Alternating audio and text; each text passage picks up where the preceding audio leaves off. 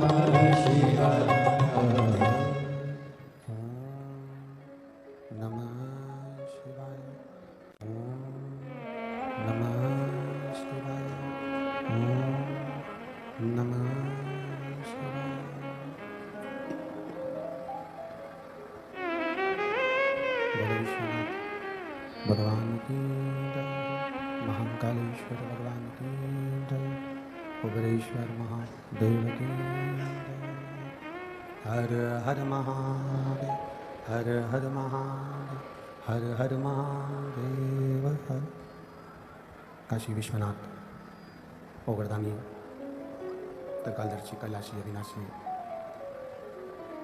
भगवान शिव, जिनकी पुनीत पावन शिव महापुराण की कथा संपूर्ण विश्व के कल्याण हेतु बाबा देवाधिदेव महादेव की कृपा से राजा भर्तरी की पुण्यमय पावनमय तपोस्थली अलवर, जहाँ संत साधु सन्यासी तपस्वी साधक उपासक नित्य बैठकर इस अलवर की भूमि पर तप साधना करते हैं। ऐसी पुनीत पावन भूमि अलवर की, जहाँ पर बैठकर आप और हम भगवान शिव की पावन कथा का रसतत्व ग्रहण कर रहे हैं।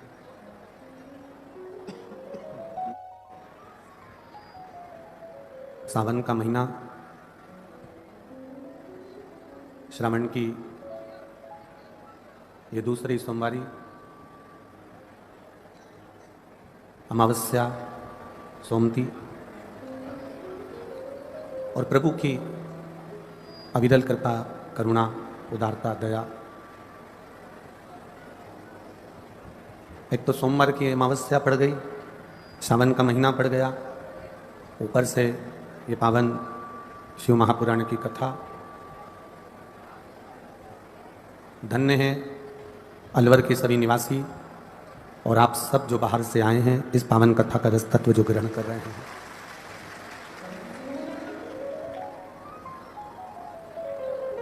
जितने भी भक्तगण चाहे आस्था चैनल के माध्यम से सुन रहे हों, चाहे फेसबुक यूट्यूब के माध्यम से सुन रहे हों, आप सभी को कोटि कोटि धन्यवाद। कथा के मुख्य यजमान श्री प्रमोद विजय जी विजयवर्गीय, श्री कपिल शर्मा जी, श्री अरविंद खंडेलवाल जी, श्री सत्यनारायण जी खंडेलवाल जी, श्री श्याम खंडेलवाल जी, श्री दिनेश खंडेलवाल जी, एक बार इनके लिए जोरदार ताली बजाकर स्वागत वंदन अभिनंदन, जिन्होंने पावन शिव महापुराण की कथा का रसतत्व आप और हमको ग्रहण करवाया। एक सहजता का जीवन, एक सरलता की पूंजी शिव तत्व है।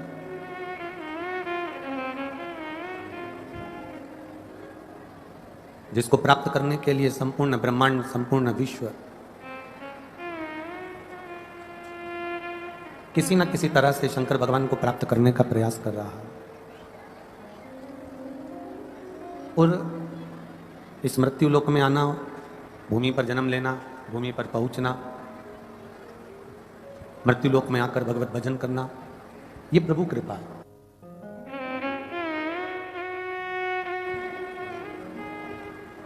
ये प्रभु की कृपा, ये प्रभु की उदारता है। और तेरी कृपा बिना न हिले एक भी अणु, लेते हैं श्वास तेरी कृपा से तनु तनु। बखान क्या करूं मैं राखों के ढेर का, चपटी भभूत में खजाना कुबेर का। हे गंगाधार हार मुक्ति द्वार ओमकार तू, भोले ओमकार तू। आयो शरण तिहारी शंभो तार तार तू। ये उसकी उदारता से जो पावन शिव महापुराण की कथा का रस तत्व अपन ग्रहण करने बैठे हैं, कहीं ना कहीं उसकी कृपा है अपन सभी पर।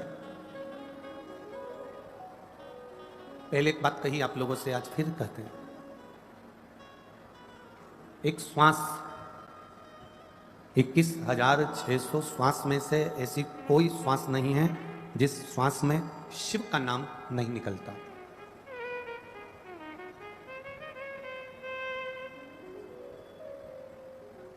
मृत्युलोक में अगर हम जन्मे हैं, पृथ्वी पर अगर हमारा जन्म हुआ है, मृत्युलोक में अगर हम जन्मे हैं, पृथ्वी पर हम अगर आए हैं, आप माला उठाकर कुछ जपे ना जपे, आपने राम नाम, कृष्ण नाम, शिव नाम लिया ना लिया, पर एक जन्म के समय पर परमात्मा ने हमारे स्वर में, हमारी श्वासों में ओम का नाद दे दिया, ओम का संबोधन दे दिया।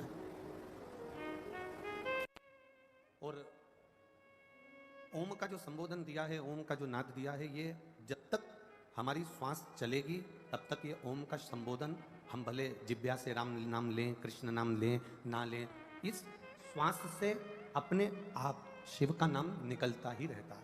इसलिए शिव महापुराण की कथा कहती है कि शरीर में जब तक श्वास है तब तक समझना कि शिव तुम्हारे घट घट में, तुम्हारे साथ में विराजमान है। श्वास निकल जाए, समझ लेना कि ये शरीर खत्म हो गया और केवल शव बन गया, अब इसका कोई मोल तत्व नहीं है। शिव के निकलने के बाद में शरीर शरीर नहीं रहता, शव बन जाता। शिव हैं जब तक शरीर है, और जैसे ही शिव गए, श्वास खत्म हो गई, 21,600 श्वासें जो रोज चल रही थी आज पूर्ण हो गई, तो फिर ये शरीर समाप्त होकर शव बन जाता है, और वो शव भी परमात्मा के दरवाजे तक जाता है। आज को ये सुबह के समय पर कह रहे थे गुरुजी, इतने सारे लाखों लाखों भक्त कथा में आते हैं, किसी के यहाँ शादी होती है तो पत्रिका दे देकर जाओ तो भी कोई माता पूजन के बुलौए में नहीं आता। किसी के यहाँ शादी का कोई फंक्शन है, महिला संगीत है, कोई कार्य है, बुलाने जाओ, 50 बार कहने जाओ, तब जाकर कोई महिला संगीत में आता है। बारात के लिए बार बार हाथ जोड़ना पड़ता है कि बेटे की बारात जाएगी, तो बारात के लिए बार बार कहना पड़ता है, तब जाकर कोई बारात में आता है। पर गजब की शिव महापुराण की कथा है जिसमें किसी को निमंत्रण नहीं दिया जाता तो भी लोग लाखों की संख्या में शिव महापुराण की कथा में पहुंच जाते हैं। हमारा सत्संग से और शमशान से कभी कोई निमंत्रण नहीं आता, ना सत्संग से कोई निमंत्रण आएगा, ना शमशान से कोई निमंत्रण आएगा। सत्संग में भी बिना बुलाए जाना पड़ेगा और शमशान में भी बिना निमंत्रण के जाना पड़ेगा। ये दोनों जगह, सत्संग में से भी कोई निमंत्रण नहीं आएगा, ना शमशान से कोई निमंत्रण आएगा, आपको दोनों जगह जाना है। सत्संग में भी बिना बुलाए जाइए, कोई वीआईपी बनकर नहीं, कोई बहुत करोड़पति बनकर नहीं, कोई धनपति बनकर नहीं, कोई बेबहुपति बनकर नहीं। शिव महापुराण की कथा कहती है आप कितने भी करोड़पति हैं, कितने भी बेबहुपति हैं, आपके पास में कितना भी धन हो, पर आप कथा में जब जाना तो मेरे शंकर भगवान जैसे जाना। कुंभज ऋषि के यहाँ मेरे भोलेनाथ माता सती को लेकर कथा में पहुंचे। कुंभज बाबा के चरणों में शंकर भगवान ने नमन करा। सती मैया से भोलेनाथ जी ने कहा कि ये कुंभज ऋषि हैं, इनको प्रणाम करो। सती मैया प्रणाम करने में पीछे हटी। सती मैया थोड़ा सा प्रणाम करने में पीछे हट गई। कारण क्या था? धनवान, बहुत बहुत ध्यान देना, सोमती अमावस्या के दिन की कथा है, श्रावण के महीने की कथा है, सोमवार की कथा है, और त्याग शिव महापुराण की कथा जो अलवर में चल रही है, बहुत सावधानी से सुनिएगा।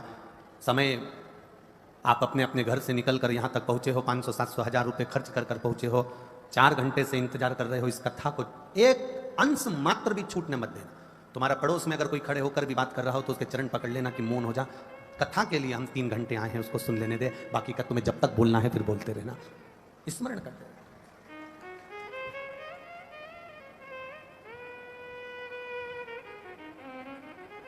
शंकर भगवान माता सती को लेकर कुंभज ऋषि के यहाँ गए।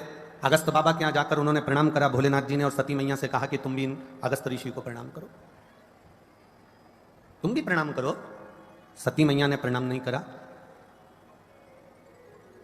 क्योंकि ये अगस्त ऋषि दक्ष प्रजापति के यहां कई बार आकर बैठते थे। ये अगस्त ऋषि दक्ष प्रजापति के यहां जब चाहे जब आ जाते थे, बैठ जाते थे, स्मरण होता था, बातचीत होती थी, मिलते थे, जुलते थे, आते थे, जाते, क्योंकि दक्ष प्रजापति है, मतलब उसकी अवधि, उसका पद बहुत ऊंचा पद है। जैसे अपने यहां पर एक पद होता है राष्ट्रपति का, एक पद होता है प्रधानमंत्री का, एक पद होता है मुख्यमंत्री का, एक पद होता है अध्यक्ष का, एक पद होता है विधायक का, एक पद होता है पार्षद का, एक पद होता है सचिव का। ऐसे पदों की श्रृंखला में देखा जाए तो सबसे बड़े पद पर दक्ष प्रजापति को बिठा कर रखा। अब इतने बड़े पद वाले की बेटी माता सती, जिसके यहां करोड़ों की संपदा हो, करोड़ों का वैभव, और उसकी बेटी माता सती आज कुंभज बाबा के यहां पहुंची और शंकर भगवान ने प्रणाम करा, पर सती मैया प्रणाम नहीं करी। कारण केवल इतना था, सती मैया को लगा ये कुंभज ऋषि तो मेरे यहां आते रहते थे, ये कुंभज ऋषि से तो मैं बात करती रहती थी, ये कुंभज ऋषि तो मेरे पिता के घर में आ जाते थे, बैठते थे, बात होती थी, सब कुछ यहां मेरे पिता की सभा में ये बैठते थे और बातचीत होती थी। एक विधायक तुम्हारा दोस्त है,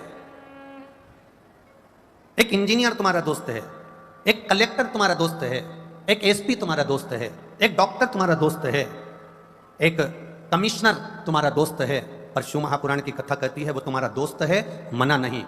घर पर मिलोगे तो दोस्त जैसे मिलना, पर अगर वो अपनी कुर्सी पर बैठा है तो पहले उस कुर्सी का अधिकारी है, उसका सम्मान होना चाहिए, उसका आदर होना चाहिए, उसका सत्कार होना चाहिए। जज की कुर्सी पर कोई बैठा है, भले तुम्हारा कितना भी अच्छा दोस्त है, घर पर मिलोगे तो जज जैसे मिलो। वकील तुम्हारा दोस्त है, वकील से मिलो, पर दोस्त जैसे घर पर मिलो। पर जिस समय अदालत में मिलो, जिस समय थाने में मिलो, जिस समय कहीं पर अगर आप मिल रहे हो, उस समय पर वकील भले कितना भी तुम्हारा दोस्त हो, डॉक्टर कितना भी तुम्हारा दोस्त हो, कलेक्टर, एसपी, डीएसपी, टीआई, कोई भी तुम्हारा दोस्त हो, पर जब वो अपने औहदे पर ना हो, जब अपनी कुर्सी पर ना हो, जब अपने पद पर ना हो, और तुम्हारे घर पर किसी पार्टी में किसी स्थान पर मिल रहा है, तो तुम दोस्त जैसे मिलो। पर जब वो औहदे पर रहे, सम्मानीय पद पर रहे, उस समय पर तुम उसका आदर, सम्मान और सत्कार करते रहो। ये हमारा शास्त्र नियम कहता है, ये हमारा शास्त्र नियम कहता है। सती मैया ने इस नियम को नहीं माना। माता सती ने, दक्ष प्रजापति की सभा में बैठते थे कुंभज बाबा, तो माता सती के मन में यह आ गया कि ये तो मेरे यहाँ आते थे, बैठते थे, बैठ कर चले जाते थे, बातचीत कर कर चले जाते थे। तो सती माता ने प्रणाम नहीं करा, शिवजी ने प्रणाम करा। फिर भोलेनाथ जी ने जब बार बार माता सती से कहा कि ये अगस्त ऋषि, ये कुंभज ऋषि हैं, प्रणाम करो, तब माता सती ने प्रणाम करा। बहुत अंतर है महाराज, धनवान में और कुलवान में अंतर आ जाता है। हमने एक बात पहले कथा में कही थी, आज फिर कहते हैं। कार देखकर कभी अपने घर की बहू मत लाना, कार देखकर बहू को लेकर मत आना। अगर घर में बहू को लेकर आना तो संस्कार देखकर लेकर आना कि ये संस्कारवान है कि नहीं है, ये आदर करेगी कि नहीं करेगी, सम्मान करेगी नहीं करेगी, सत्कार करेगी कि नहीं करेगी। कार देखकर ना लाइए, संस्कार देखकर लाइए। धनवान और गुणवान दोनों में अंतर होता है। धनवान जो होता है वो झुकने को तैयार नहीं होता, और गुणवान जो होता है वो एक बार अगर किसी ने कह दिया कि प्रणाम कर लो, एक बार किसी ने कह दिया नमन कर लो, एक बार किसी ने कह दिया कि आदर कर लो, तो वो आदर कर लेता है। गुणवान गुणवान होता है, धनवान धनवान होता है। डीले कम कर थोड़ा सा। धनवान धनवान होता है और गुणवान गुणवान होता है। एक आदर का क्रम, भले आपके पास में संपदा हो, भले आपके पास में वैभव हो, भले आपके पास में प्रतिष्ठा हो, भले आपके पास में कुर्सी का पद हो, परंतु उसकी एक गरिमा आपके भीतर होना चाहिए। एक गरिमा आपके भीतर होना चाहिए।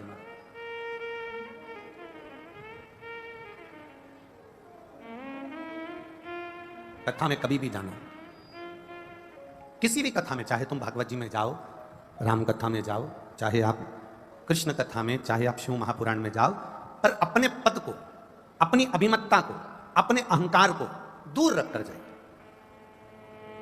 बहुत दूर रख दीजिए। सत्संग में और शमशान में निमंत्रण नहीं भेजा जाता। शमशान से भी कोई निमंत्रण नहीं आएगा कि आप लेकर इसको शमशान तक मुर्दे को आइए।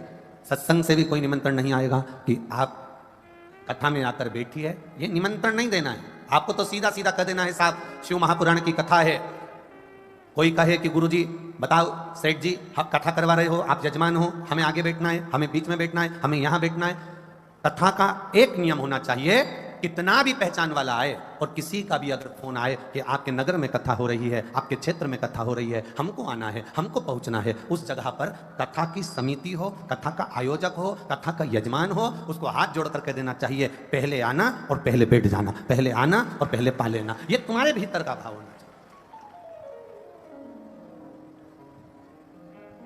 ये अपने भीतर के भाव को हमें प्रकट करना है।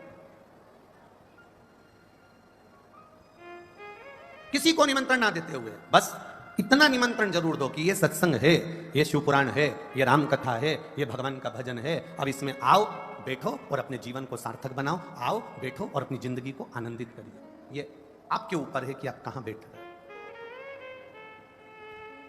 एक बात आप लोगों से पूछना चाहेंगे, अगर उत्तर दे तो अच्छी बात है।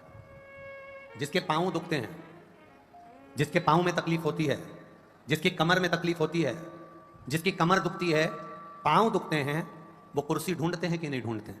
बोलो, जम के बोलो जरा।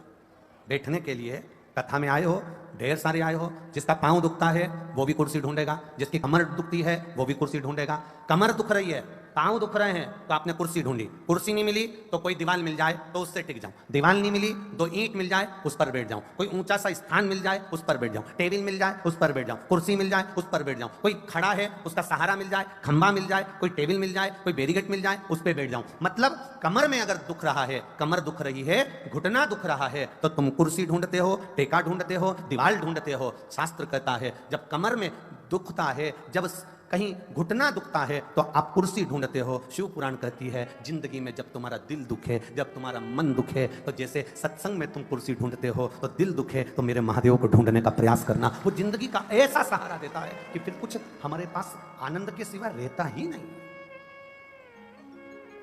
घुटना दुखे तो हम कुर्सी ढूंढते हैं, कमर दुखे तो हम कुर्सी ढूंढते हैं, घुटना दुखे तो हम दीवार ढूंढते हैं, कमर दुखे तो हम दीवार ढूंढते हैं। तो दिल दुखे जब, मन दुखे जब, कोई गाली दे दे, अपशब्द कह दे, ताने दे दे, आड़ा टेढ़ा बोल दे, जब तुम्हारा दिल दुखे उस समय पर तुम कुछ मत ढूंढना। अगर ढूंढना तो केवल एक महादेव का मंदिर ढूंढना, उस मंदिर में जाकर बैठना और शंकर भगवान से अपने दिल की बात कहना, बाबा उसको सुन लेगा। वो जो सहारा देगा उस सहारे के बराबर दुनिया में कोई सहारा नहीं।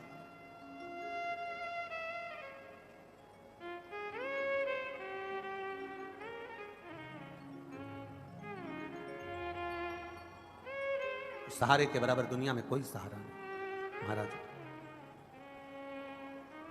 वो कहते हैं ना,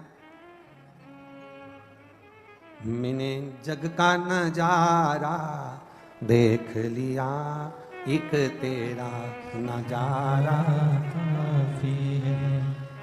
मैंने सारे सहारे छोड़ दिए, एक तेरा सहारा काफी है। पांव दुखे कुर्सी ढूंढते हो, कमर दुखे कुर्सी ढूंढते हो, दिल दुखे तो मेरे महादेव को ढूंढना, वो मिलेगा। कुर्सी हमें सहारा दे देती है घुटने को, कुर्सी सहारा दे देती है अपनी कमर को, और मेरा महादेव तुम्हारे दिल दुखने पर सहारा देता है तो जिंदगी भर का देता है, फिर छोड़ता नहीं, फिर वो छोड़ेगा नहीं। एक बार अगर उसने पकड़ लिया तो फिर छोड़ने वाला नहीं, एक बार अगर पकड़ ले।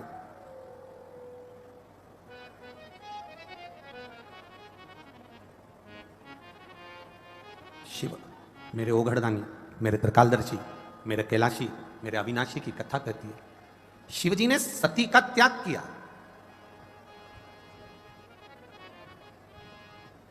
उस त्याग की सबसे बड़ी अगर कोई कहानी है तो केवल इतनी सी है कि सती मैया दक्ष प्रजापति की बेटी हैं, धनपति हैं, और धनपति के साथ में उन्होंने पति के वचन पर विश्वास नहीं किया, राम जी की परीक्षा ले ली, पति के पास आकर झूठ बोल दी, इसलिए मेरे बाबा ने उनका त्याग कर दिया। शिव कथा कहती है दूसरा कारण यह है कि सती मैया धनपति की बेटी होने के साथ में वो थोड़ा सा अहम माता सती के हृदय में सदा रहा। सती में और पार्वती में एक अंतर भारी है, सती मां धनवान है और पार्वती मैया गुणवान है, इसलिए पूरी दुनिया में जितने भी व्रत हैं, पूरी भारत की भूमि पर जितने व्रत होते हैं, कोई व्रत लक्ष्मी जी का नहीं है, भारत की भूमि पर कोई व्रत सरस्वती मैया का नहीं है, भारत की भूमि पर कोई व्रत इंद्राणी का नहीं है, भारत की भूमि पर कोई व्रत किसी देवी का नहीं है। जितना भारत की भूमि पर एक व्रत भारी है वो है माता पार्वती जी का। तीज का व्रत करोगे तो पार्वती जी का है, चतुर्थी का व्रत करोगे तो पार्वती जी का है, छठ का व्रत करोगे तो पार्वती जी का है, आप जितने व्रत देवी जी का करोगे नवरात्र में तो पार्वती जी का है। भारत की भूमि पर जितने व्रत हुए नारियों के, छोटी तीज, बड़ी तीज, हरतालिका तीज, करवा चौथ, जितने चतुर्थी के व्रत, जितने तीज के व्रत, जितने छठ के व्रत, जितने भारत की भूमि पर हुए, ये सब माता पार्वती जी के हैं। पार्वती के क्यों हैं? क्योंकि धनवान और गुणवान में अंतर है। मां पार्वती गुणवान है, इसलिए माताएं उनके व्रत कर कर अपने अंदर भी वो गुण उत्पन्न करना चाहती हैं कि हम भी ऐसा तप करें, हम भी ऐसी साधना करें। हे माता पार्वती, जैसे आपका अखंड सौभाग्य है, हे मां जगत जननी, हमारा भी मांग में अखंड सौभाग्य रहे। जैसे आपके चूड़े अमर हैं, हे मां हमारे हाथ में भी चूड़े अमर हो। हे मां जैसे आपके भाल की बिंदी अमर है, मां मेरे भाल की बिंदी भी अमर हो। हे मां जैसे आपके नैनों का सुरमा, बालों का गजरा अमर है, हे माता पार्वती हमारे भी नैनों का सुरमा और बालों का गजरा अमर कर देना। बस इतनी सी कृपा नारी माता पार्वती से मांगा करती है, मां पार्वती से चाहती है।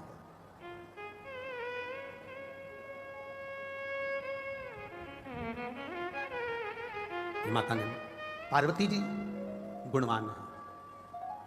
एक नारी, एक स्त्री अपने परिवार में रहकर, अपने कुटुंब में रहकर, अपने कुल में रहकर गुणवान बनना चाहती है। और शिव कथा कहती है, फिर निवेदन करती है शिव कथा के प्रयास करना कि भक्ति के बल को बढ़ाना। जब भक्ति का बल बढ़ना चालू हो जाता है, सत्संग का बल बढ़ना प्रारंभ हो जाता है, संकीर्तन का बल बढ़ना प्रारंभ हो जाता है, तो फिर तुम्हारे घर में धन का बल भी बढ़ना प्रारंभ हो जाता है, संपदा बढ़ना अपने आप प्रारंभ हो जाती है। उसमें कोई कमी नहीं रहती। माला माल बनने का सबसे अच्छा तरीका है माला माल। एक लाइन लिखकर देखना अपनी कॉपी के ऊपर, पहले लिखना माला माल और माला माल को बीच में से तोड़ देना, तो आगे क्या हो गई? जम के बोलो जरा, माला, उसके बाद माल। मतलब हमारा शिव पुराण कह रहा है, शास्त्र कह रहा है, हमारे वेद कह रहे हैं, हमारे शास्त्र वर्णन कर रहे हैं कि पहला संबोधन आ गया माला, उसके बाद आ गया माल। माला माल बनने के लिए सबसे पहले तुम्हें पकड़ना पड़ेगी भगवान के नाम की माला। जिसने भगवान की भक्ति करना प्रारंभ कर दी, जो भगवान की अविरल भक्ति में जुड़ गया, जिसने माला जपना प्रारंभ कर दिया, जिसने भगवान का भजन करना प्रारंभ कर दिया, जिसने शंकर जी के मंदिर में एक लोटा जल चढ़ाना प्रारंभ कर दिया, जिसने श्री शिवाय नमस्तुभ्यम कहना प्रारंभ कर दिया, जिसने पंचाक्षर मंत्र नमः शिवाय कहना प्रारंभ कर दिया, जिसने षडाक्षर मंत्र ओम नमः शिवाय कहना प्रारंभ कर दिया, जो दिल के साथ हृदय से जुड़कर माला परमात्मा के नाम की जपता है, वो एक ना एक दिन माला माल अपने आप बन जाता है, उसको कहीं जाना नहीं पड़ता। एक पत्र आया है, देखिए।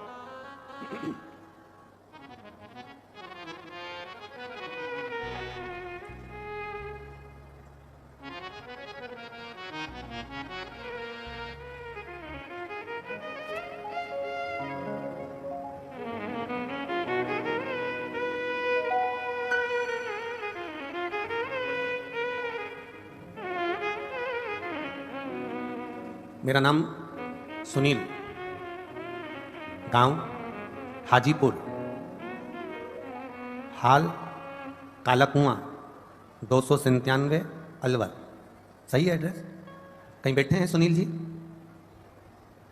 मेरा नाम सुनील, गांव हाजीपुर, हाजीपुर या हाजीपुर, हाल काला कुआं, 297 2/97 अलवर। कहीं बैठे हो सुनील जी तो हाथ हिला सकते हो। इन्होंने पत्र में लिखा है, गुरुदेव आप कहते हो कोई जल्दी बनता है, कोई देर से बनता है, पर महादेव को जल चढ़ाने वाला एक दिन से जरूर बनता। उस बात को मैं अपनी भाषा में क्या लिखूं गुरुदेव? सारी समस्या का हल एक लोटा जल। पत्र को आप अपनी एलईडीओं पर, आस्था चैनल पर, फेसबुक यूट्यूब पर आस्था चैनल के साथ पत्र को हम पढ़ते हैं तो आप भी पढ़ा करो। हमारा भी तो समय लगता है तो आपका भी समय लगना चाहिए, तो आप पत्र हमारे साथ में चैनल पर पढ़ सकते हैं। एक लोटा जल सभी समस्या का हल। बाबा मेरी औकात नहीं थी, बाबा ने मुझे इतना दे दिया। केवल एक लोटा जल चढ़ाकर जो मेरे बाबा ने मुझे दिया है, मैं किसको कहूँ गुरुदेव? एक गाड़ी घर में नहीं थी, आज बाबा ने मुझे 6 गाड़ी का मालिक बना दिया है। बाबा मेरा बेटा पढ़ने में कमजोर था। लोग कहते थे ये जिंदगी में कुछ नहीं कर पाएगा, केवल कहीं की दुकान छोटी मोटी पान की करेगा, बाकी के कुछ नहीं करेगा। मेरा बेटा पढ़ा लिखा नहीं था। बाबा क्या कृपा मेरे बाबा ने करी, एक लोटे जल ने हमारा पूरा परिवार एक लोटा जल चढ़ाता है और कथा पर विश्वास करता है, शिव महापुराण पर भरोसा करता है। बाबा मेरा बेटा पढ़ा लिखा नहीं था, आज मेरा बेटा जयपुर के हॉस्पिटल में मैनेजर के पद पर बैठा हुआ है, ये बाबा की कृपा है। बाबा मैं क्या वर्णन करूं, मेरी एक झोपड़ी बनाने की औकात नहीं थी गुरुदेव, मैं क्या वर्णन करूं?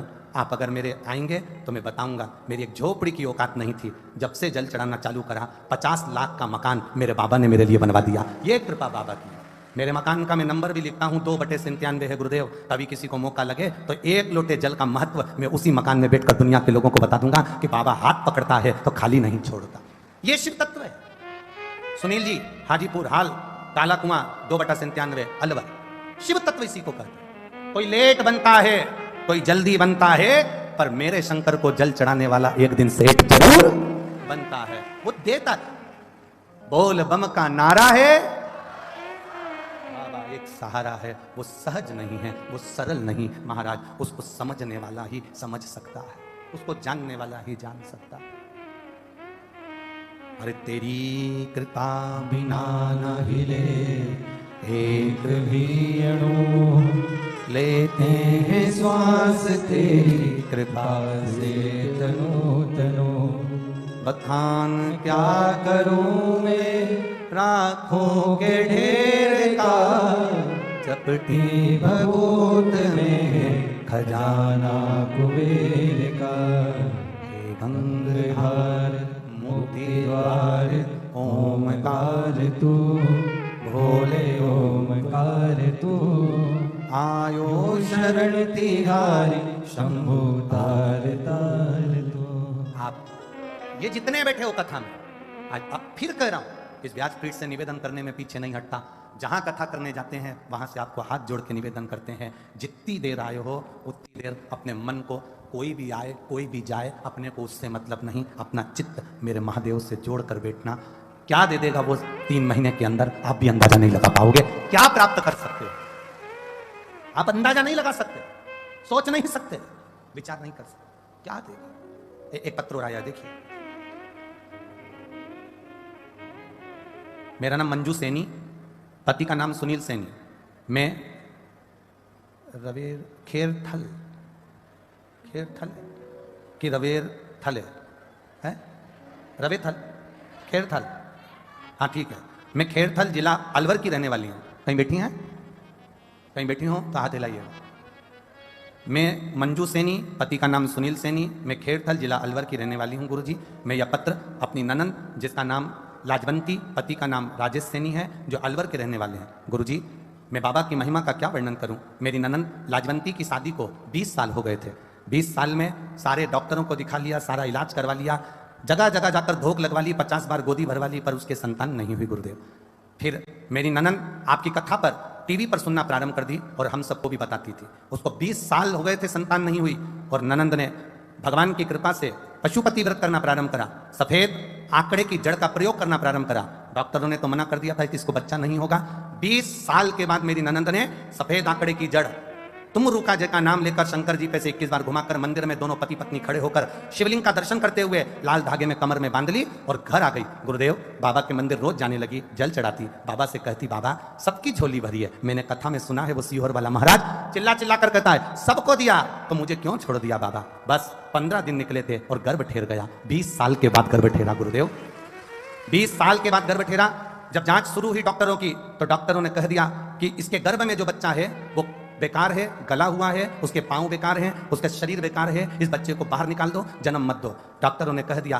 अब घबरा गए। शंकर पे चढ़ा हुआ जल मेरी ननंद ने फिर चढ़ाना चालू करा, मंदिर जाना चालू करा, एक नरियल वाला प्रयोग करा और बाबा की कृपा से डॉक्टर तो उस बच्चे को बाहर निकलवा रहे थे पर मेरी ननंद ने बच्चे को जन्म दिया। डॉक्टर ने उसका इलाज करा, बच्चा पूरी तरह से स्वस्थ है और उसका माइंड भी पूरी तरह से स्वस्थ है। मैं प्रणाम करती हूं। शिव तत्व है। बच्चा आया हो तो उसको लेकर आ सकते हैं, अगर बच्चा लाए हो कथा में तो ला सकते। ये शिव है गुरुदेव, ये बाबा की कृपा नहीं तो क्या है। शिव तत्व है। ओ घड़ी शंकर त्रिकालदर्शी कैलाशी अविनाशी, खाली ना जाता कोई दर से तुम्हारे, खाली न जाता कोई दर से तुम्हारे, मैं भी खड़ी हूँ बाहें पसारे, अपने हृदय से लगा लो लगा लो, गिरा जा रहा हूँ उठा लो उठा लो। ये शिव तत्व, ये उघड़ी जिसकी एक गाड़ी की भी औकात ना हो और उसने अगर महादेव पर एक लोटा जल चढ़ाना प्रारंभ कर दिया तो 6 गाड़ी उसके दरवाजे पर खड़ी कर देता है वो महादेव। देवता देते हैं पल्ला झाड़ कर और मेरा देव अधिदेव महादेव देता है छप्पर फाड़ कर। जब देता है इतना दे देता है कि बटोरा नहीं जाता। लंकापति रावण को सोने की लंका दे दी, दुनिया का ठाट दे दिया, सारे ग्रह सारे देवता सब लंकाधिपति रावण के यहाँ चौकीदार बना दिया। ये कोई सहज है शिव? एक चोर चोरी करने के लिए शंकर जी के मंदिर में गया, चोरी का सामान नहीं दिख रहा था, अपने शरीर का कपड़ा उतारकर त्रिशूल में लपेटकर आग लगाकर चोरी का सामान ढूंढ रहा था। चोरी का सामान ढूंढते ढूंढते महादेव प्रसन्न हो गए और कह दिया तूने मेरे मंदिर में शिवरात्रि के दिन, कौन सी रात्रि को? शिवरात्रि के दिन तूने मेरे मंदिर में दिया जलाया है, मेरे मंदिर में तूने उजाला करा है। चोर कहता है मैंने दिया नहीं जलाया, मेरा कपड़ा जलाकर चोरी का सामान दिख रहा था। शिव जी कहते मुझे चोरी से मतलब नहीं है, तू मेरे मंदिर में उजाला कर दिया, प्रकाश कर दिया, इसलिए मैं तुझे कुबेर की गादी प्रदान करता हूं, कुबेर का सिंहासन दे देता हूं। कुबेर का सिंहासन दे दिया। जो असली कुबेर था वो नीचे उतर गया, वो चोर कुर्सी पे जाकर बैठ गया। अब असली कुबेर जाकर भगवान विष्णु जी से बोले नारायण से प्रभु मैं तो कुबेर और मेरी कुर्सी चोटे को दे दी चोर को, उस चोर को कुर्सी दे दी। तो इतने में नारायण को क्रोध आ गया, तुम्हें कुर्सी से उतारने वाला कौन होता है, किसने उतारा?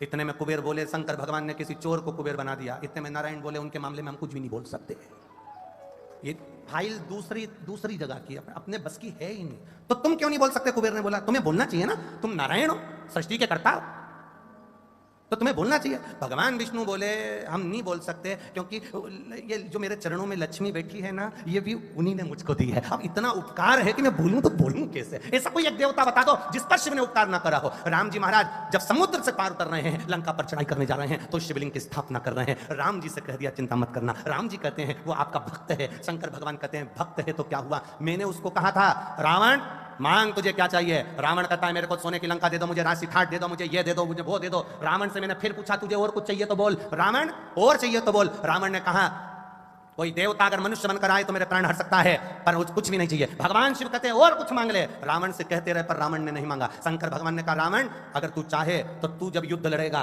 उस युद्ध में तू मुझे शामिल कर सकता है। रावण कहता है मैं इतना विद्वान पहले से, मैं ऐसा वीर पहले से, मुझे तुम्हारी जरूरत ही नहीं पड़ेगी। शंकर भगवान ने राम जी से कह दिया बड़ा कल्याण करा, अब तुम जाओ और रावण पर चढ़ाई कर जाओ, कोई दिक्कत वाली बात नहीं है, तुम चिंता मत करना। तो प्रभु राम जी ने कहा आपके भक्त के प्राण छूटेंगे तब आप सामने खड़े होकर देखते रहोगे, रावण के प्राण छूटेंगे तो क्या शंकर भगवान दूर खड़ा देखता रहेगा? शंकर भगवान ने कहा मैंने रावण से कहा था और मांग ले, रावण तेरे प्राण छूटे तब तक का मांग ले। रावण ने कहा मुझे जरूरत नहीं, युद्ध के मैदान में भी भोलेनाथ तुम्हें आने की जरूरत नहीं है, मैं मरूं तब भी मेरे भोलेनाथ तुम्हें सामने आने की जरूरत नहीं है। इसलिए शंकर भगवान ने कहा मैं सामने आऊंगा नहीं, प्राण तू ले जा। ये शिव तत्व है हमारा। भगवान कृष्ण की 16,108 रानियां, एक रानी से औलाद नहीं हुई, संतान नहीं हुई। तब गर्गाचार्य बाबा से पूछा मेरी 16,108 रानी, इनकी औलाद नहीं, संतान नहीं, कुछ कृपा करो। भगवान ने कहा एक काम करो, एक एक रानी के साथ 11-11 दिन तक बैठकर शंकर भगवान का अभिषेक करो। शिव जी का अभिषेक करना प्रारंभ करा, एक एक रानी के साथ 11-11 दिन तक अभिषेक करा। शंकर भगवान प्रसन्न हो गए। शिव जी ने आकर वर दे दिया, मांगो कृष्ण क्या चाहिए? भगवान कृष्ण ने कहा मेरी रानियों से संतान नहीं। शंकर भगवान ने कहा तुमने एक रानी के साथ बैठकर 11 दिन तक मेरी पूजन करी है, इसलिए एक रानी से 11-11 संतान होगी। 1,77,186 भगवान कृष्ण के घर में बच्चे हो गए शंकर जी की कृपा से। यह देता है छप्पर फाड़ कर, क्या ना दे वो, क्या ना प्रदान करे वो।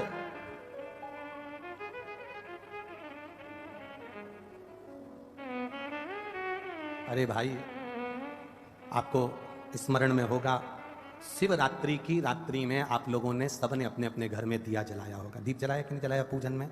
बोलो तो सही, जलाया ना? शंकर जी को बेलपत्री चढ़ाई कि नहीं चढ़ाई? चढ़ाई ना? अभिषेक पूजन किया ना? तुमने दिल से, भाव से, मन से शिवरात्रि के दिन रात्रि के समय शंकर भगवान की आराधना करी। भूलवश भी अगर तुमने दिया जलाया है तो मेरा शंकर भगवान जब चोर को कुबेर बना सकता है तो साल भर में तुम्हें भी तो कुछ ना कुछ दे सकता है। इंतजार करो कि तुमने जो पार्थिव शिवलिंग की पूजन करी है रात्रि के समय पर, केवल पार्थिव शिवलिंग की पूजन रात को नहीं होती है, पर केवल शिवरात्रि, हरतालिका तीज, छोटी तीज, बड़ी तीज, अन्य जो त्योहार होते हैं, सोमवार की अष्टमी आदि आदि जो उत्सव होते हैं, इसमें शिवरात्रि की रात्रि में, उसका मतलब ही शिवरात्रि है, रात के समय पर आप अभिषेक करो, पूजन करो, अर्चना करो। उसका काम है शिवरात्रि, रात भर आराधना करिए, रात भर अर्चना करिए। एक बार हमने बहुत पहले 2-3 साल पहले कथा में कहा था कि शिव जी का अभिषेक रात में नहीं होना चाहिए, केवल शिवरात्रि एक ऐसी होती है जिसमें शंकर भगवान का अभिषेक रात्रि को होता है और दिल से करना चाहिए, पूजन दिल से करना चाहिए। कुछ विधर्मियों ने हमारी पुरानी क्लिप निकाल के उसको आधा काट लिया और आधा काट कर उसमें यह चला दिया कि रात्रि में अभिषेक नहीं होना चाहिए, तो वो पर उसने पूरी नहीं चलाई कि गुरुजी ने क्या बोला कि शिवरात्रि की रात्रि को रात भर पार्थिव शिवलिंग का पूजन करिए, आराधना करिए, अर्चना करिए। उसने उतना चलाया कि रात को शिवलिंग का पूजन ना करें। बहुत लोग लगे हैं धर्म को खींचने में, सत्कर्म को खींचने में। अधर्मी ढेर पड़े हुए हैं जो कहीं ना कहीं किसी ना किसी रूप में सनातन धर्म को नीचे दिखाने का प्रयास करते हैं। बड़े बड़े औहदे पर बैठकर भी लोग सहजता नहीं करते। इसलिए तो रामचरितमानस में लिख दिया, ऊंच निवास नीच करतूती और देख न सकई पराई विभूति। दुनिया की विभूति देख नहीं पा रहे, आंखों में चुभ रही है कि कैसे इतना आगे बढ़ रहा है, कैसे ऐसा भजन हो रहा है। 63 करोड़ लोगों ने अभिषेक पूजन कर ली, दुनिया को चुभ रही है 63 करोड़।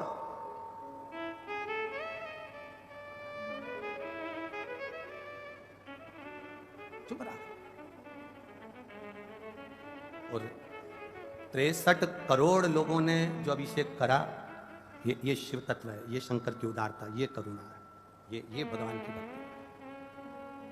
यहां तो कितनी सुंदर बात कही, भूल से भी शंकर का जो गुणगान कर लेता है। एक भील की कथा आती है शिवरात्रि की, आप लोगों ने पढ़ी होगी भील की कथा। पेड़ पे चढ़ गया, हिरण को मारना था, बच्चों का पेट भरना था, मांस चाहिए था, पेड़ पे चढ़ा, पानी की छाजल, अब इधर छाजल जानते कि नहीं जानते मैं नहीं मालूम, कपड़े की बनती थी, मोटे कपड़े की छाजल जिसमें पानी भरा था, ठंडा पानी रहता था, कपड़े की छाजल लेकर ऊपर चढ़ा, पेड़ पे टांग दिया, चढ़ गया ऊपर। हिरण का इंतजार कर रहा है कोई मृग आ जाए, उसको मारूंगा, बच्चों का पेट भरना, बच्चे भूखे।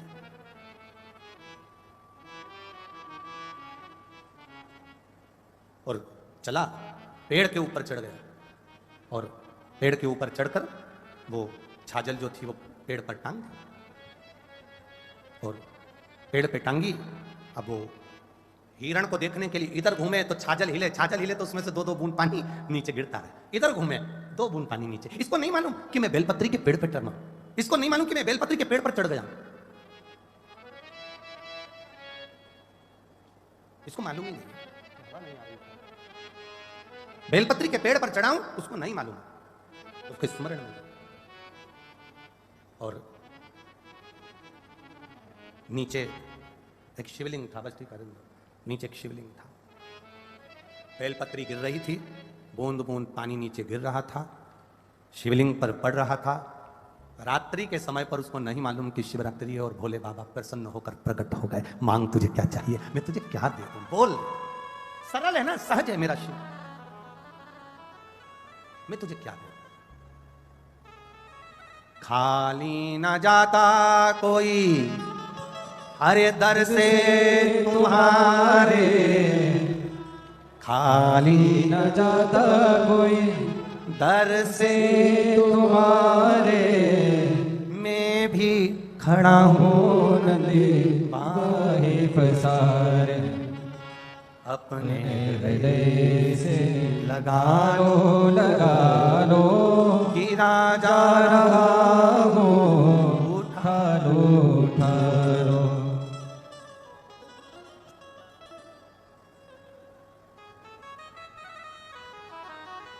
शिव कथा।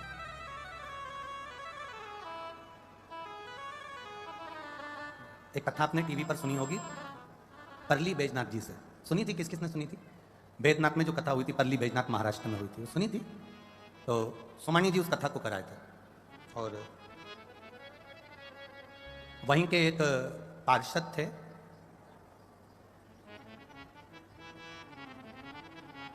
कथा में आगे नहीं बैठ पाए होंगे तो उनको थोड़ा क्रोध आया, आगे नहीं बैठ पाए तो उनको गुस्सा आ गया और क्रोध आया, और साइड में जैसे ये पूरा बैरिकेड है, ये लगा हुआ है DSS, साइड में वो पार्षद थोड़ा तेज चिल्ला दिए होंगे। अब तेज चिल्ला दिए,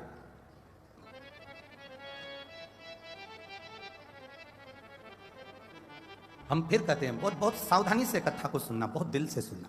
आपका VIP पन आपके पास रखिएगा, जब शिव के पास जाओ ना एकदम खाली होकर जाना, भर कर लेकर आ जाओगे, ये पक्का है, एकदम खाली होकर जाना शंकर के। अब वो जो पार्षद थे वो उन्होंने साइड में जरा जम के चिल्ला दिया कि मुझे आगे बैठना था, तुमने मेरे को जाने नहीं दे रहे हो, बैठने नहीं दे रहे हो।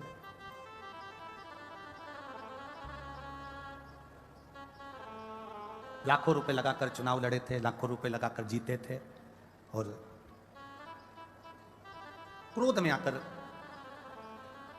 मैं पार्षद और मेरी वैल्यू नहीं, ये नहीं वो नहीं, चिल्ला चोट कर कर चले गए। आप कभी परली बैजनाथ जाना तो मालूम करना, शरीर में कष्ट हुआ। कथा पूरी हो गई, हम वहां से निकलकर कथा करने के लिए छत्तीसगढ़ चले गए। कथा पूरी हो गई, शरीर कष्ट से भर गया। धर्म पत्नी सीहोर पहुंची, कष्ट है, बहुत कष्ट है। खूब सेवा करी उन्होंने, खूब सेवा।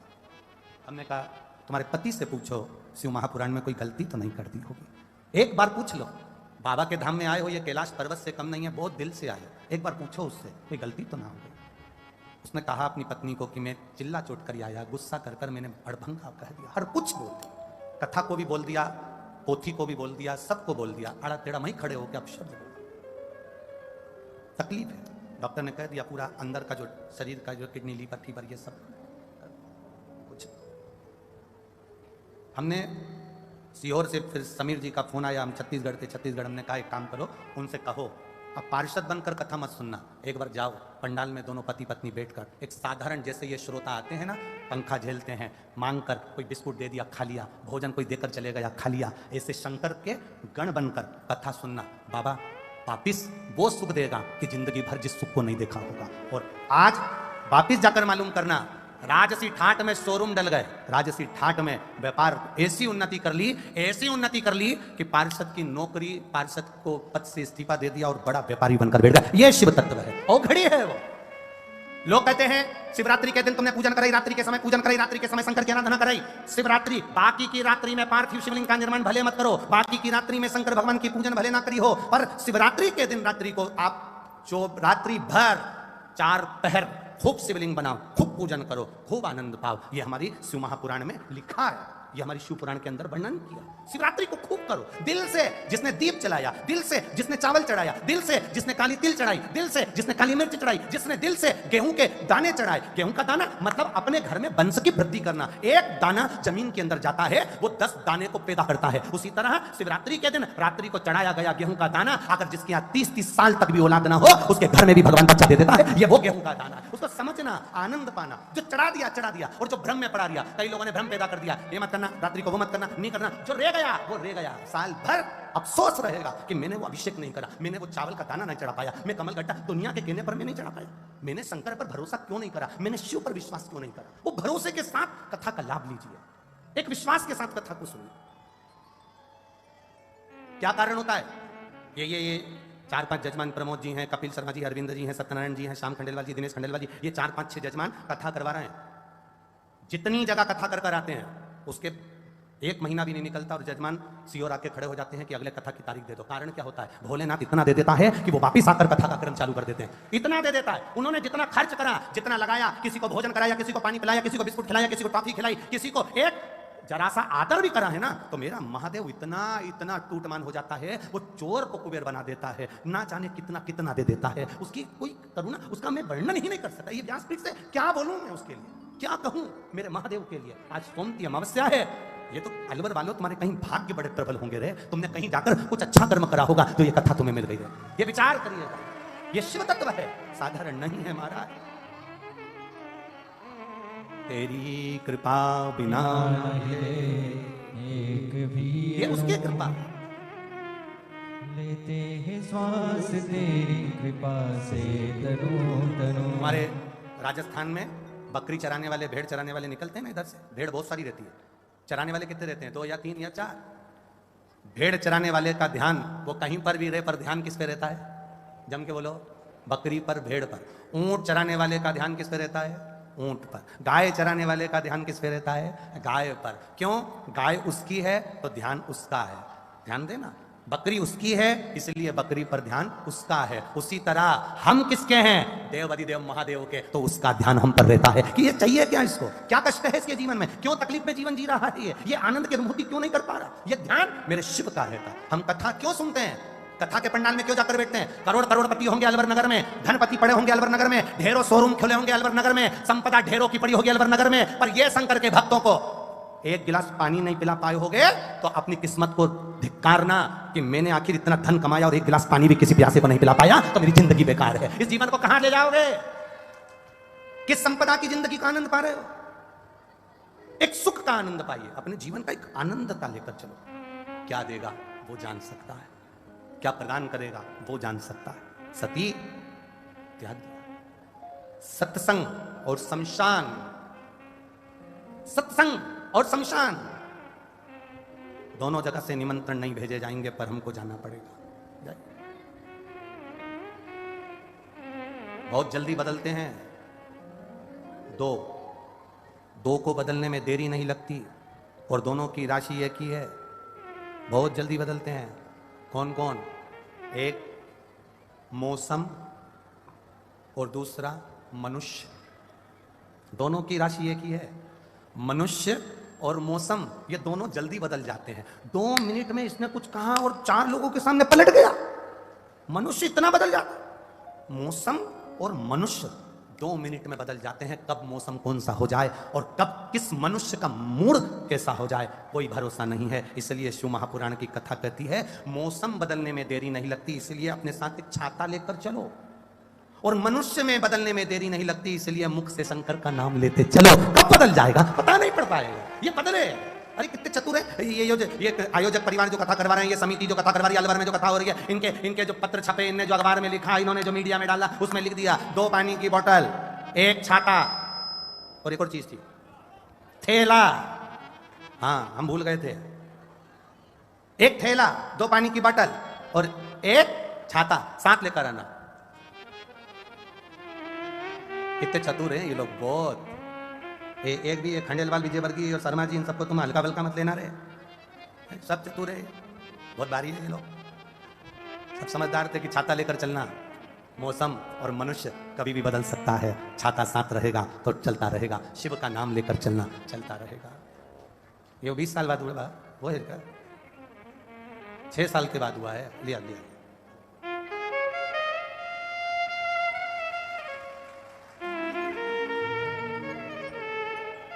एक छाता लेकर चले, एक थैला, थैला इसलिए लेकर चलो बाबा की कृपा है ये तो।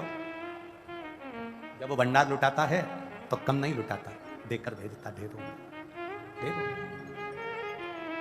प्रेम वश कथा का एक सुख लीजिए, प्रेम वश कथा का एक लाभ लीजिए, प्रेम वश कथा का एक आनंद लीजिए। ये जीवन की सार्थकता प्रदान कर देगा, जीवन की। शिव कथा कह रही है, सती मैया बाबा देवादिदेव महादेव से सम्मुख में है। सती का माता ने, सती माता का शिव जी ने त्याग कर दिया। सती माता शंकर भगवान ने त्याग कर दिया केवल एक झूठ के लिए, असत्यता की वाणी के लिए, अपशब्द के लिए। मेरे मां जानकी का स्वरूप धारण करा और राम जी की परीक्षा ली इसलिए।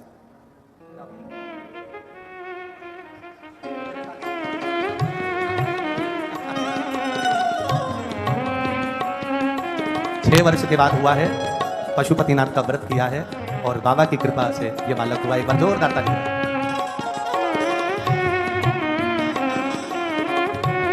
हर समस्या का हल शिव को रिझाने का तरीका है एक चावल का दाना। शंकर जी के मंदिर में जाकर एक लोटा जल चढ़ा देना, शंकर की भक्ति में डूब से जाना। जैसे कल की कथा में वर्णन करा था, लकुलेश महादेव का स्मरण करा था। उस लकुलेश महादेव के स्मरण में पहली भिक्षा का पात्र जो मांगने के लिए देवादिदेव महादेव पहुंचे, वो एक सुख का अनुभव करा था। मेरे शिव का कोई द्रोही नहीं है, मेरे शंकर का कोई दुश्मन नहीं है। कई लोग कहते हैं गुरुजी क्या अधिक मास में पशुपति व्रत कर सकते हैं? क्या अधिक मास के सोमवार से हम पशुपति व्रत उठा सकते हैं? हमने पहले भी कथा में कहा था, आज फिर कहते हैं, सावन के सोमवार का व्रत करते हो तो पशुपति व्रत बाद में करना। शिवरात्रि के सोमवार पड़ जाए, सोमवार का व्रत शिवरात्रि का करते हो तो पशुपति व्रत बाद में करना। अधिक मास का अगर व्रत करते हो तो पशुपति व्रत बाद में करना। नहीं करते हो तो पशुपति व्रत कर सकते हो। 30 त्योहार बीच में पड़ गया सोमवार का, तुम्हारा तीज का व्रत पड़ गया, चतुर्थी का व्रत पड़ गया, एकादशी का व्रत पड़ गया, प्रदोष का व्रत पड़ गया और उस दिन सोमवार पड़ गया, तो तुम जो व्रत करते हुए आए हो पहले वो करो, पशुपति व्रत बाद में कर लेना। ऐसा नहीं कि पशुपति व्रत वाला छूट भी जाएगा तो अगले में कर लेना। पशुपति व्रत, भगवान शंकर कभी किसी पर क्रोध नहीं करता। शिव सबके लिए करुणा सागर।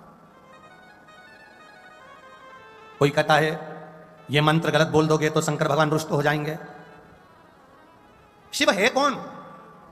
आज तक दुनिया के लोगों को यह नहीं मालूम पड़ रहा कि आप ये मंत्र गलत बोल दोगे शंकर भगवान रुष्ट हो जाएंगे, तुम ऐसा कर दोगे शंकर भगवान रुष्ट हो जाएंगे, तुमने ऐसा कर दिया शंकर भगवान रुष्ट हो जाएंगे। अरे भाई, तुम शंकर भगवान को समझो तो घर में जैसे बूढ़ा बाप होता है, घर में जैसे माँ होती है, माँ और पिता, दादा दादी, नाना नानी, घर का जो बड़ा होता है, ताऊ ताई, घर का जो बड़ा है, बुआ फूफा, मामा मामी, जो घर के बड़े होते हैं, वो घर का जो छोटा सा बच्चा होता है ना, वो जब तोतरा तोतरा बोलता है, छोटा सा बच्चा आड़े तेड़े काम करता है, तोतरा तोतरा बोलता है, उसको बोलना नहीं आता, अटक जाता है, पोयम सुना रहा है, अटक गया, तोतरा बोल रहा है, रुक रुक के बोल रहा है, तो घर के जो लोग रहते हैं बड़े बड़े, वो बड़े खुश होते हैं। आज कितना सुंदर बोल रहा है, इसको तो बोलना भी नहीं आ रहा, कितना सुंदर बोल रहा है। मेरा महादेव भी तुम्हारे घर का बुजुर्ग है, मेरा महादेव तुम्हारे घर का पिता है, मेरा महादेव तुम्हारे घर का नाना है, मेरा महादेव तुम्हारे घर का दादा है, मेरा महादेव तुम्हारे घर का ताऊ है, मेरा महादेव तुम्हारे घर का बुजुर्ग है। अगर कोई बोलने में भी अगर त्रुटि हो जाए, समझ लेना वो देवादिदेव महादेव तुम्हारा पिता है, तुम्हारी तोतरी भाषा से भी खुश हो जाता है,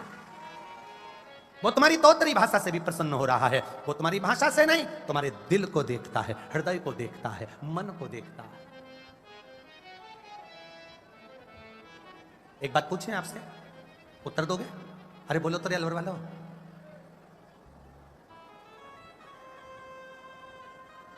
कोई बीमार हो गया, बहुत बुरी हालत हो गई, बहुत बड़ा रोग हो गया, हॉस्पिटल में भर्ती पड़ा, उसका बीमा हो जाता है क्या? अरे जम के तो बोलो, नहीं होता। बीमा हमेशा मेकअप की उम्र में होता है, चेकअप की उम्र में कभी नहीं होता। बीमे का नियम है, बीमा कंपनी बीमा देती है तो मेकअप की उम्र में देगी। कितने साल के हो? 35 साल के, 40 साल के, 20 साल के, 25 साल के, अच्छा बीमा मिलेगा। मेकअप की उम्र में बीमा कंपनी बीमा करती है, चेकअप की उम्र में बीमा कंपनी कभी बीमा नहीं करती।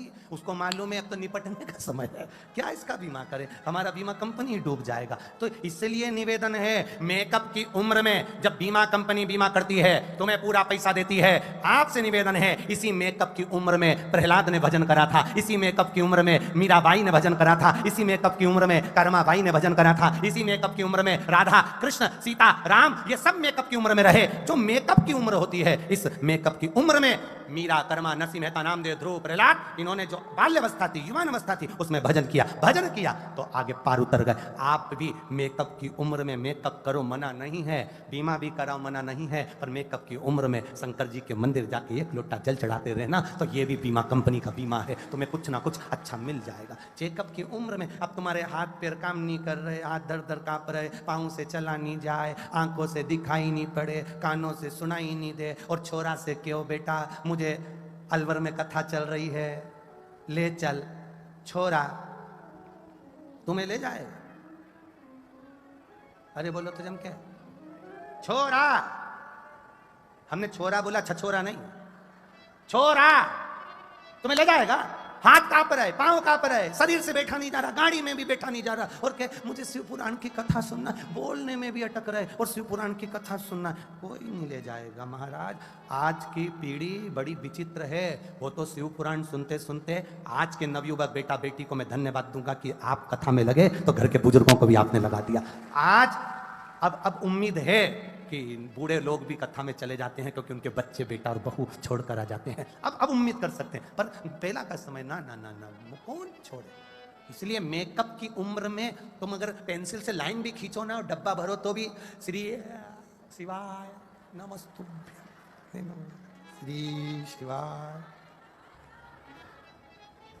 खजूर वाली चोटी भी करो तो श्री शिवाय नमस्तुभ्यं, पटरी भी लगाओ तो श्री शिवाय नमस्ते, जपते रहो, काम करते रहो, नाम जपते रहो। ये कोई तुमसे कहे कि तुम्हें जब टाइम मिले तब भजन करना, तुम्हें जब समय मिले जब भजन करना, तुम्हारे पास जब समय हो तब भगवान का भजन करो, ये व्यासपीठ कभी नहीं कहती कि तुम्हारे पास समय हो जब भजन करो, क्योंकि तुम्हें कभी समय मिलने वाला नहीं है। इसलिए चलते फिरते श्री शिवाय नमस्तुभ्यम जपो। शंकर जी के मंदिर में एक लोटा जल चढ़ाने जाओ, तुम्हारी आवाज वॉल्यूम थोड़ा तेज कर लो, श्री शिवाय नमस्तुभ्यम। अगर पास वाला नहीं बोलेगा, उसके कानों में भी चले गया। अगर वो जल चढ़ा रहा होगा, पूजन कर रहा होगा, शंकर जी पे बेलपत्र चढ़ा रहा है, और तुमने चिल्ला करके दिया श्री शिवाय नमस्तुभ्यम, पड़ोसी बेलपत्र चढ़ा रहा है, तुम जल चढ़ा रही हो, तो उसके बेलपत्र चढ़ाने का फल भी तेरे खाते में चले जाएगा, क्योंकि उसके कानों में शब्द चले गया, श्री नमस्तुभ्यम, पहुंच गया। एक पत्र आया,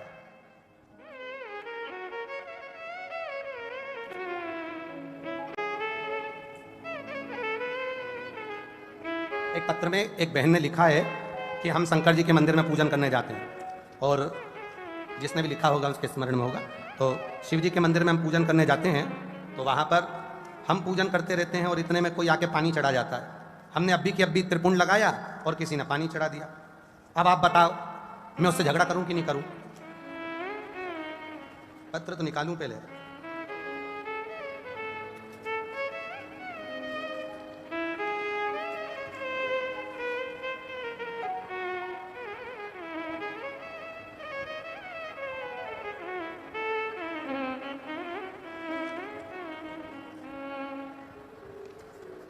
अरे तेरा ही दिया मैंने, खाया पिया है, तेरा शुक्रिया है, तेरा शुक्रिया है, मुझे भोले बाबा ने बहुत दे दिया है, तेरा शुक्रिया है, तेरा कहीं पत्र गया होगा, शुक्रिया। जिसने लिखा होगा वो बेटी हो तो उठकर आराम से खड़ी हो सकती है। उन्हें पत्र में लिखा, हम शंकर भगवान को जल चढ़ाते हैं, हम शिव जी की पूजन करते हैं, त्रिपुंड लगाते हैं, लगा के हम बस ऐसे उंगली हटाते हैं और इतने में कोई दूसरा पानी डाल के चले जाता है।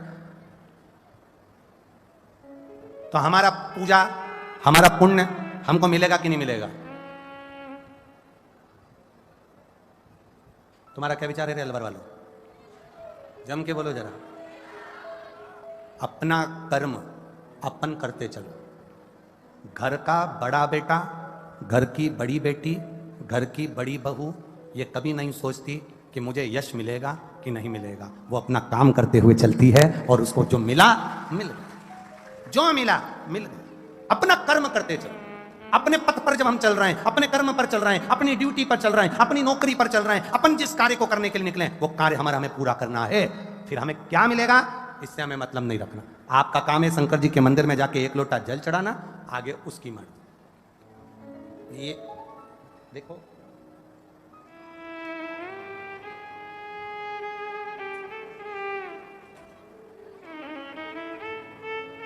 मैं मुन्नी देवी सारस्वत मथुरा उत्तर प्रदेश से आई हूं। कहीं बैठी हो? मुन्नी देवी सारस्वत मथुरा उत्तर प्रदेश से आई हूं।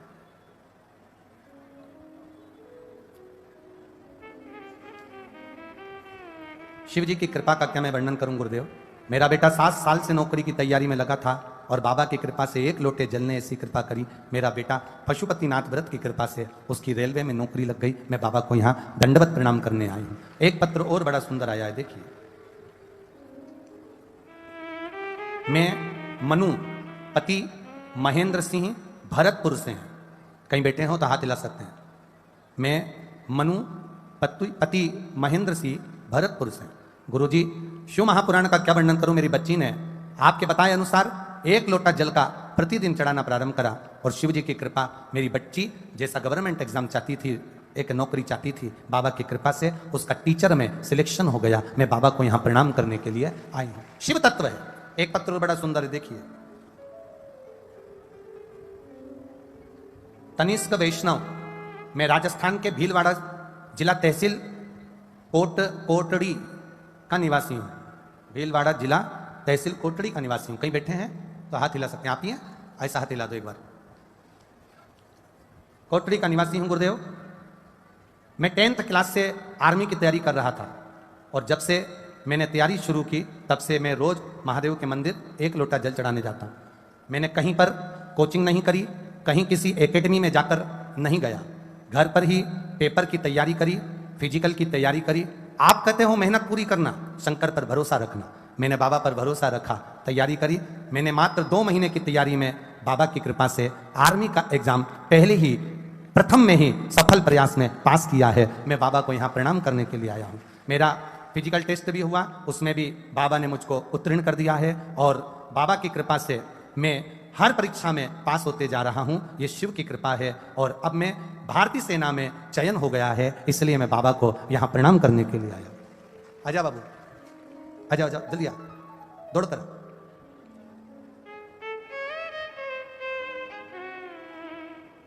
मेरा भारतीय सेना में चयन हो गया।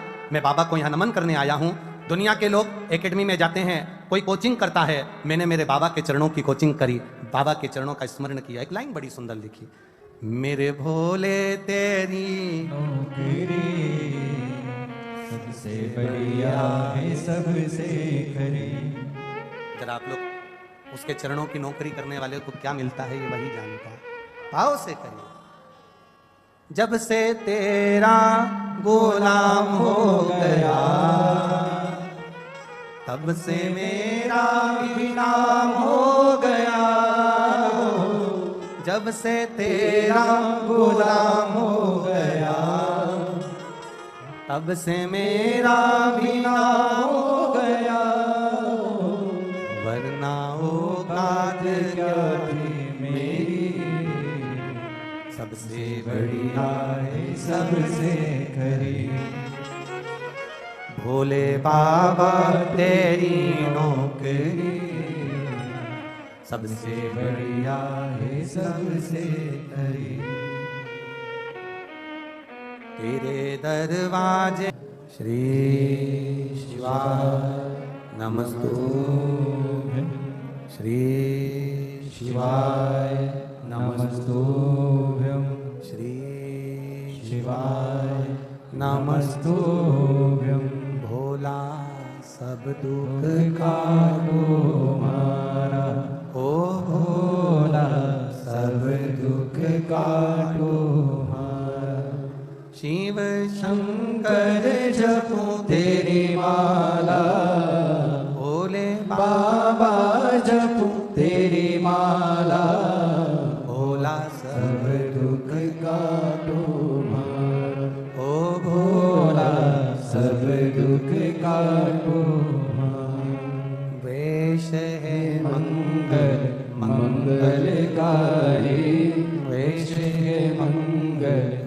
मंगलकारी शमशान वासी हमारा, शमशान वासी हमारा भोला, सब दुख काटो मारा, ओ भोला सब दुख काटो मारा। शिव कथा कहती है भगवान शंकर का पावन चरित्र कह रहा है। माता पार्वती जी से कहा गया कि षडानंद कार्तिकेय जी से कहो कि तारकासुर का वध करे। शिव जी का कोई विरोधी, शंकर भगवान का कोई द्रोही नहीं, शिव जी का कोई दुश्मन नहीं। जितने भी हैं सब शिव जी से स्नेह करने वाले, शंकर भगवान से स्नेह रखने वाले। शिव का द्रोही नहीं है कोई। शिव नाम लेने में, शंकर भगवान को जल चढ़ाने में, शंकर भगवान पर बेलपत्र चढ़ाने में, शंकर भगवान के मंदिर में झाड़ू पोछा लगाने में, शिव जी के मंदिर में जाकर प्रणाम करने में कभी ये मत सोचना कि मुझे कोई दोष लग जाएगा या ऐसा लग जाएगा। कोई तुम्हें डराए, कई लोग मिलेंगे डराने वाले, तुमने तो ये करा ही नहीं, तुम्हें ऐसा हो जाएगा, तुमने तो वो करा ही नहीं, तुम्हें ऐसा हो जाएगा। उसके हाथ जोड़कर कह देना वो हमारा पिता है, बच्चे की गलती को वो माफ कर कर चलता है, वो पिता है जगत का, वो माफ कर देता है। फिर भगवान फिर मतलब क्या हुआ? फिर अगर रुष्ट हो जाए या क्रोध आ जाए तो फिर मतलब क्या? आप में से कितनी माताएं बैठी हैं जिनकी रोज बहू से लड़ाई होती है?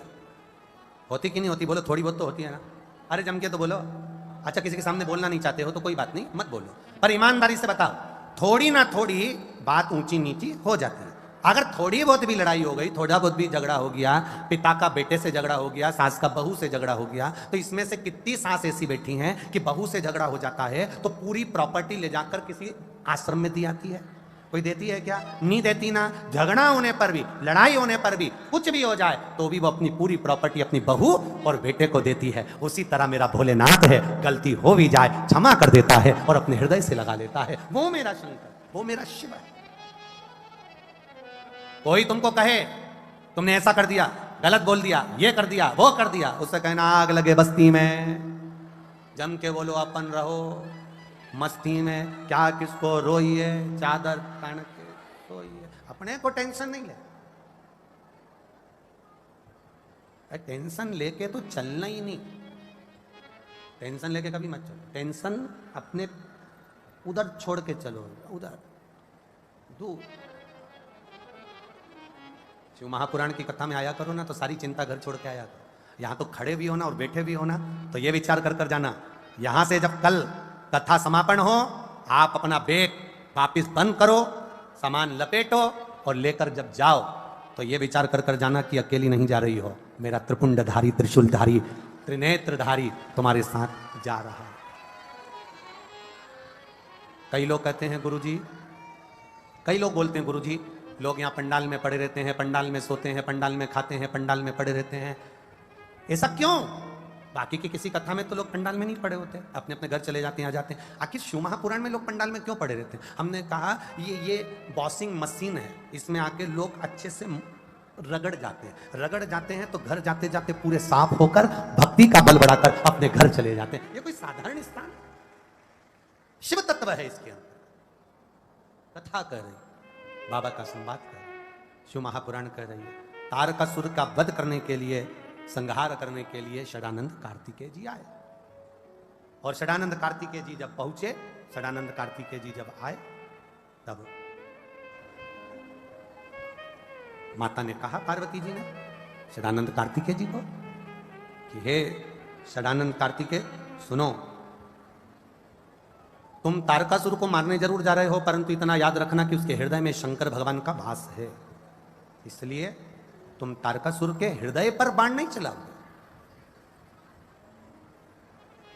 जिसके हृदय में राम समाया हो, जिसके हृदय में कृष्ण समाया हो, जिसके हृदय में शिव समाया हो, जिसके हृदय में भगवान की अविरल भक्ति समाई हो, शिव पुराण कहती है उसको कभी कष्ट मत देना, उसको कभी अपशब्द मत कहना, उसको कभी ताना मत देना, क्योंकि वो जवाब नहीं देता, पर उसका जो मालिक है, जो शिव है, जो राम है, जो कृष्ण है, वो जवाब देता, जवाब वो देता।